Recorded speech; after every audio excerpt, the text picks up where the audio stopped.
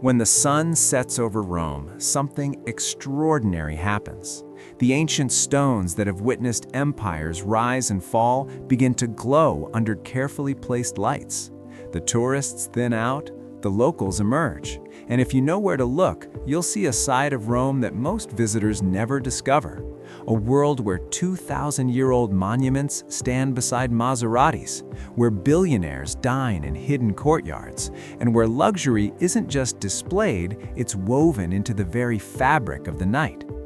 Tonight, we're going beyond the guidebooks. We're exploring Rome after dark, where ancient power meets modern wealth, and where the city reveals its most guarded secrets. Rome sits in the heart of Italy, built on 7 hills along the Tiber River, roughly 15 miles inland from the Mediterranean coast. This isn't just another European capital. This is the eternal city, the birthplace of Western civilization, the seat of an empire that once ruled the known world. Today, it's a living museum with nearly 3 million residents and over 10 million tourists visiting each year. But Rome attracts more than just sightseers with cameras. It draws the global elite. Fashion moguls, film producers, tech billionaires, and old European aristocracy who maintain centuries-old palazzos behind unmarked doors.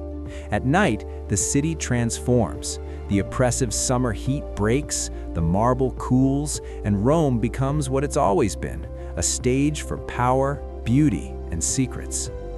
When darkness falls, the illuminated monuments take on an almost supernatural quality. The Colosseum, that brutal arena where gladiators fought and died for entertainment, glows golden against the night sky. Without the daytime crowds, you can actually feel its weight, the lives lived and lost within those walls. Nearby, the Roman Forum transforms into a ghostly landscape of broken columns and ancient temples, each shadow holding 2 millennia of history. Walking these stones at night, you're not just seeing ruins, you're walking where Julius Caesar walked, where emperors were crowned and assassinated, where the machinery of the greatest empire ever built once hummed with activity. But let's talk about where modern Rome reveals itself after sunset. The Spanish Steps and Piazza di Spagna become a meeting point for Rome's fashionable crowd. Here, you'll see Italian elegance in its natural habitat, perfectly tailored jackets, designer heels clicking on ancient stone, conversations mixing Italian, English, French, and Russian. The luxury boutiques along Via Condotti stay open late. Bulgari, whose flagship store sits at Via Condotti 10, isn't just selling jewelry, they're selling entrance into a world most people only see in magazines. A simple bracelet might cost more than a small car. The Trevi fountain takes on a magical quality at night. Yes, it's still crowded, but there's something about seeing that Baroque masterpiece lit up against the darkness that makes the crowds almost disappear from your consciousness. The tradition says, throw 1 coin, you'll return to Rome. Throw 2, you'll find love. Throw 3, you'll marry an Italian. The fountain collects roughly 3,000 euros in coins every day, all donated to charity. But watch carefully around 11 p.m. or midnight and you might see something interesting. Expensive cars pulling up, well-dressed couples emerging for private photos when the crowds thin out. This is when Rome's elite reclaim their city. Now, if you really want to understand Rome's luxury secrets, you need to know about Piazza Navona after dark. During the day, it's packed with tourists, street artists, and overpriced restaurant terraces. But at night, particularly in the cooler months, the locals return. The 3 fountains, Bernini's Fountain of the 4 Rivers as the centerpiece, create this incredible atmosphere. The surrounding palazzos, many of them privately owned by families whose names appear in history books, have windows that glow warmly. Behind those windows are frescoed ceilings, private art collections, and dinner parties where business deals worth millions are made over wine that costs more per bottle than most people earn in a month. The Pantheon neighborhood transforms completely at night. This 2,000-year-old temple, with its impossible dome and oculus open to the sky, sits in a district that becomes Rome's sophisticated nightlife hub. The surrounding streets, Via della Maddalena, Via degli Orfani, fill with wine bars, intimate restaurants, and clubs that don't advertise because they don't need to. If you know, you know. There's a particular spot, a jazz club called Gregory's, tucked down a side street, where you might find yourself next to a film director, a fashion designer, or occasionally actual Italian nobility. Cover charge is reasonable, but the drinks aren't. Still, the music is world-class and the atmosphere is pure Rome, sophisticated without being pretentious, historic without being stuffy. Let's be honest about food, because Rome's food culture is its greatest treasure and its biggest tourist trap. During the day, the restaurants around major monuments will charge you €20 for mediocre carbonara. But at night, if you know where to go, you can eat like emperors for reasonable prices, or splurge on experiences you'll remember forever. Traditional Roman cuisine is deceptively simple. Pasta, guanciale, pecorino cheese, black pepper. That's carbonara. Add tomato and you get amatriciana. The genius is in the execution. At night, head to neighborhoods like Testaccio or Trastevere, where locals actually eat. A proper trattoria will serve you tonarelli cacio e pepe, pasta with cheese and pepper, that's so perfect it almost makes you angry that something so simple can taste this good. Cost? Anywhere from 12 to 18 euros for a generous portion. Add a half liter of house wine for 5 to 8 euros, and you're eating better than most tourists will eat all week. But Rome also has its luxury dining scene, and at night, it's in full force. Restaurants like La Pergola, Rome's only 3 Michelin-star restaurant, perched atop the Rome Cavalieri Hotel, offers tasting menus that start around 300 euros per person, not including wine. The view over nighttime Rome alone is worth significant money. Then there's Il Pagliaccio, tucked away in a quiet street near Piazza Navona, offering innovative Italian cuisine in an intimate setting. Expect to spend 200 to 250 euros per person for the full experience. Street food culture exists, but operates differently than in Asian cities. At night, you'll find pizza al taglio shops, pizza by the slice, staying open late. A massive slice of pizza bianca or pizza rosa costs 3 to 5 euros and makes a perfect midnight snack. Near Campo dei Fiori and around Trastevere, late-night supplì stands sell these incredible fried rice balls filled with mozzarella. Romans call them telefoni because when you bite in, the cheese stretches like old telephone cords. 2 euros each, absolutely worth it. Gelato is not optional in Rome. The difference between tourist gelato and real gelato is vast. Tourist gelato has synthetic colors and mountains of whipped cream-like substance. Real gelato has natural colors. The pistachio is brownish green, not bright green. At night, gelaterie stay open late. Shops like Fata Morgana or Gelateria del Teatro make flavors you won't find anywhere else. Cost is usually 2.50 to 4 euros for a cone, depending on size. Cheap for what you're getting. Artisanal, often organic, sometimes experimental flavors that would make other gelato makers jealous. Coffee culture is different at night. Romans don't drink cappuccinos after 11 a.m. That's a tourist thing. But espresso flows at all hours. A proper espresso at a bar, standing up like locals do, costs around €1 to $1.20. Sit down and it might triple in price. Many bars transform into aperitivo spots from 7 to 9 p.m., where you buy a drink, usually 8 to 12 euros, and get access to a buffet of snacks, sometimes substantial enough to count as dinner. This is how smart locals eat affordably while socializing. Now let's talk about how Romans actually live, because the postcard version and reality are quite different. Rome isn't a 9-to-5 city. Offices might start at 9 or 9:30, but lunch breaks are serious, an hour minimum, sometimes 2. Many businesses close for several hours midday. Work typically extends into the evening, with many Romans not leaving offices until 7 or 8 p.m. Then comes the passeggiata, the evening walk. This is an exercise, it's a social ritual. People dress well, walk slowly, see and be seen, stop for aperitivo, chat with neighbors. Life happens on the streets. Family is everything here. Multi-generational Sunday lunches aren't occasional, they're mandatory. Adult children often live with parents until marriage, sometimes well into their 30s. This isn't failure to launch, it's cultural. Why move out when mama cooks like that and the rent elsewhere is astronomical? Young professionals might share apartments in semi-central neighborhoods, but truly independent living before marriage is less common than in Northern Europe or America. Social life revolves around dinner and drinks, but it starts late and moves slowly. Dinner reservations before 8:30 p.m. mark you as a tourist. Locals eat at 9 or 10. Nightlife isn't about getting drunk quickly, it's about socializing over hours. Clubs don't fill up until midnight or later. Many high-end clubs operate on a guest list system. Just showing up doesn't guarantee entry. Dress codes are enforced more strictly than in many other European cities. Romans judge appearance harshly. That doesn't mean you need designer clothes, but rumpled or overly casual attire won't get you into better establishments.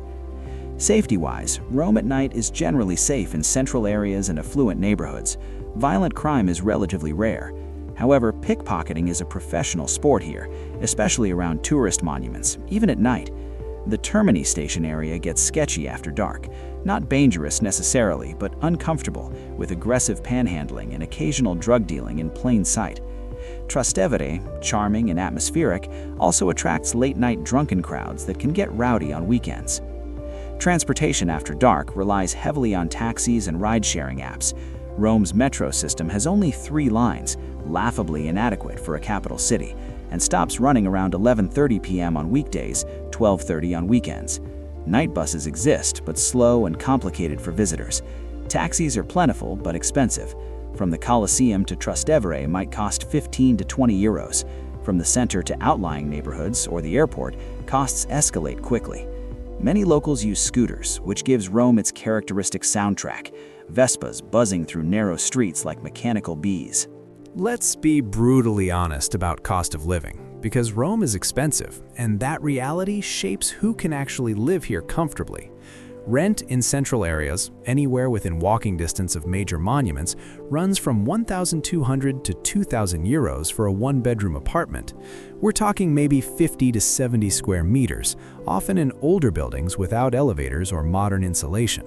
Luxury apartments in historic palazzos or modern penthouses with terraces near Villa Borghese, 3,000 to 6,000 euros monthly, sometimes much more. Semi-central neighborhoods like Prati, San Giovanni, or Pineto offer slightly better value, 900 to 1,300 euros for decent one-bedrooms, but you're looking at metro commutes or bus rides to reach the historic center. Truly affordable areas exist in the periphery, but you're sacrificing the Rome experience for Roman suburbs that look like concrete blocks from the 1970s. Utilities add another 150 to 250 euros monthly. Electricity, gas, water, internet. Air conditioning in summer drives electricity bills higher. Many older apartments lack central heating, relying on individual gas heaters that are expensive to run. Food costs depend entirely on lifestyle. Shopping at local markets and cooking at home, a single person might spend 250 to 350 euros monthly on groceries. Eating out regularly multiplies costs dramatically. Even mid-range restaurants charge 25 to 40 euros per person for a meal with wine. Date night at a nicer place, easily 70 to 100 euros for 2 people. Transportation, if you use public transit, costs 35 euros for a monthly pass covering buses, trams, and metro. Owning a car in central Rome is financial masochism. Insurance is expensive, parking is nearly impossible, and the ZTL, restricted traffic zones, mean you'll get fined if you drive in the historic center without permits. Entertainment and socializing add up. Cinema tickets are 8 to 12 euros. Aperitivo might be 10 to 15 euros. A night out with dinner, drinks, and maybe a club entry easily hits 60 to 80 euros per person. Gym memberships run 40 to 80 euros monthly for decent facilities. Realistically, living comfortably in Rome requires a minimum of 2,000 euros monthly for a single person if you're frugal, and 3,000 to 4,000 euros if you want to actually enjoy the lifestyle without constant financial stress. Families need significantly more. This explains why many young Romans still live with parents or share apartments well into their careers. So who should visit or live in Rome? Tourists, absolutely, but come prepared.